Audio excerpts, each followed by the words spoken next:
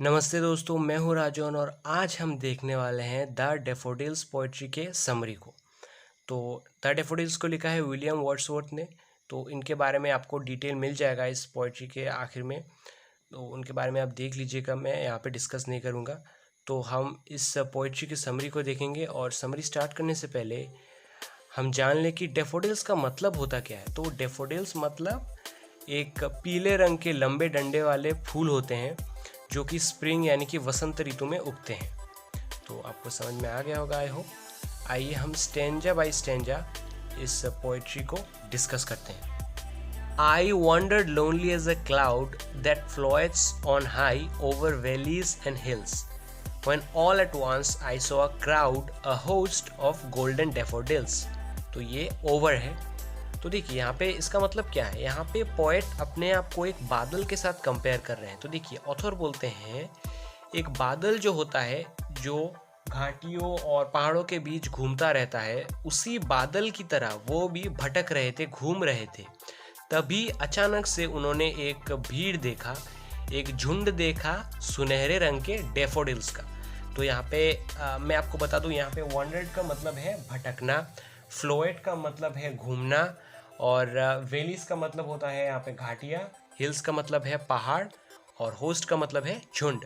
तो फिर से मैं आपको इस चीज़ को रिपीट कर दूँ। ऑथर बोल रहे हैं कि मैं बादल जो होता है, जो पहाड़ों और घाटियों के बीच घूमता रहता है, उसी बादल की तरह मैं भी घूम रहा था, भटक रहा था, और तभी मैंने सुनहरे रंग के डैफोडिल्स का एक झुंड देख लिया। Beside the lake, beneath the trees, fluttering and dancing in the breeze. तो सुनहरे रंग का डैफोडिल्स का जो झुंड था वो झील के पास था, एक झील के पास था और पेड़ों के नीचे था। Fluttering and dancing in the breeze, और वो डैफोडिल्स के फूल जो थे वो लहरा रहे थे, नाच रहे थे बहुत ही शांत हवा में, शांत तरीके से। देखिए यहाँ पे फ्लटरिंग का मतलब है लहराना, डांस का मतलब तो आप समझते ही होंगे, नाचना, और ब्रीज मतलब बहुत ही रिलैक्स्ड वे में, मतलब आराम से हिलना डुलना, मूव करना। तो इसका मतलब ये निकल के आता है कि जो वो डैफोडिल्स थे वो बहुत ही शांत तरीके से हिल रहे थे, डुल रहे थे, और ऐसा लग रहा था कि वो मानो डांस कर रहे हैं। यही यहाँ पे पोएट ने समझाया है। Continuous as the stars that shine and twinkle on the Milky Way, they stretched in never-ending line along the margin of a bay. 10,000 saw I at a glance, tossing their heads in sprightly dance. तो देखिए यहाँ पे poet ने daffodils की तुलना तारों से की है। तो जो जैसे अनगिनत तारे होते हैं आसमान में, जो रोशनी देते हैं और चमकते रहते हैं, और वो तारे जो टिमटिमाते रहते हैं मिल्की वे में, उन सब अनगिनत तारों की तरह डैफोडिल्स भी एक नेवर एंडिंग लाइन की तरह खड़े थे उस झील के पास। नेवर एंडिंग लाइन मतलब एक ऐसा लाइन जो लग रहा है कभी ख़त्म ही नहीं होगा। मतलब एक लाइन में डैफोडिल्स है, बहुत से लाइन में डैफोडिल्स है, और ऐसा लग रहा है कि वो लाइन मानो कभी ख़त्म ही नहीं होंगे, इतने ज़्यादा फूल थे वहाँ पे। तो इसलिए यहाँ पे उन्होंने कंटिन्यूअस बोल के अनगिनत तारों की तरह अनगिनत डैफोडिल्स के बारे में बताया है। उसके बाद देखिए along the margin of a bay. Margin मतलब पास और बे मतलब लेक, वो वाटर लेक। तो उन्होंने कहा कि ये जो है नेवर एंडिंग लाइन डैफोडिल्स का, ये उस लेक के पास ही है। 10,000 saw I at a glance, tossing their heads in sprightly dance. तो देखिए यहाँ पे हाइपरबोली का यूज़ हुआ है। हाइपरबोली मतलब किसी भी चीज़ को ज़्यादा इफेक्टिव दिखाना।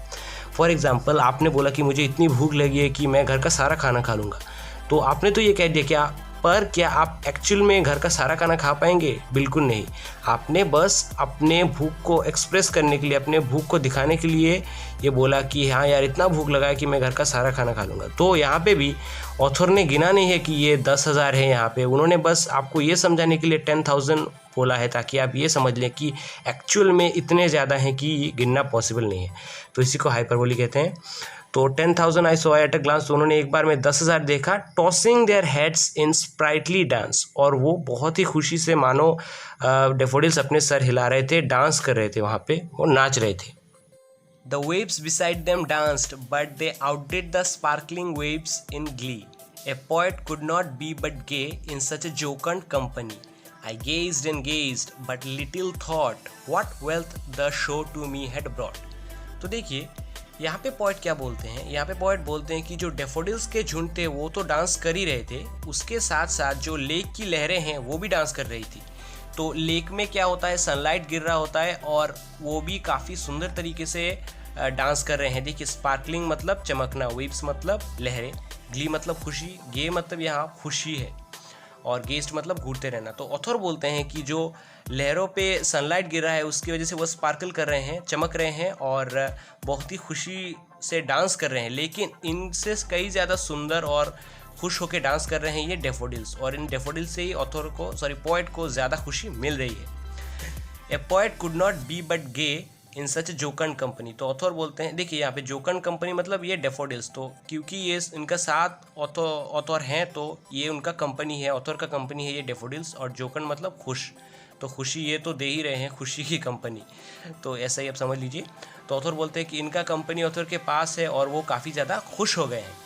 I gazed and gazed but little thought what wealth the show to me had brought।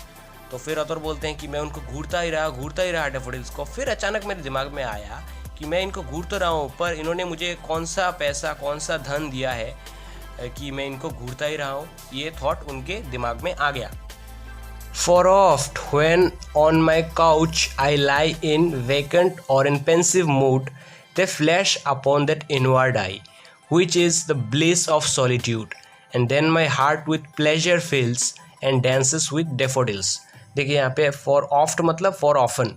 तो पोएट बोलते हैं कि अक्सर जब मैं अपने सोफ़े पे लेटा हुआ रहता हूँ और मेरे मन में कुछ नहीं चल रहा होता है या फिर मैं थोड़ा सा उदास रहता हूँ, तब वो यानी कि डेफोडिल्स का ख्याल मेरे अंदर ही अंदर आता है और वो मुझे अकेलेपन में बहुत ज़्यादा खुशी दे जाता है, और फिर मेरे मतलब दिल में बहुत ज़्यादा एक शांति और सुकून आ जाता है, बहुत ही मैं सेटिस्फाइड फील करता हूँ, प्लेजर फील करता हूँ, बहुत ही खुशी महसूस करता हूँ, पूरा मतलब मन जो है खुशी से भर जाता है और मेरा दिल डांस करता है डेफोडिल्स के साथ। मतलब वो बहुत ही इन्जॉय करते हैं, अंदर ही अंदर बहुत ही खुशी फील करते हैं, इसी चीज़ को वो यहाँ पे एक्सप्रेस कर रहे हैं। तो ये हो गया कंप्लीट हमारा पोएट्री, बहुत ही इजी था। आई होप मैं आपको समझा पाया इसको। कोई भी अगर डाउट है तो प्लीज़ यार मुझे पूछना कमेंट सेक्शन में, और इसी पोएट्री के इंपॉर्टेंट क्वेश्चंस और सारे नोट्स आपको इसी चैनल पे मिलेंगे, तो सब्सक्राइब करके ज़रूर रखिए, और आगे भी ऐसे भी समरीज़ के लिए चैनल को सब्सक्राइब भी ज़रूर करना यार, और FB और इंस्टा पे फॉलो कर लेना, ट्विटर पे भी फॉलो कर लेना। तो thank you so much for watching, love you all.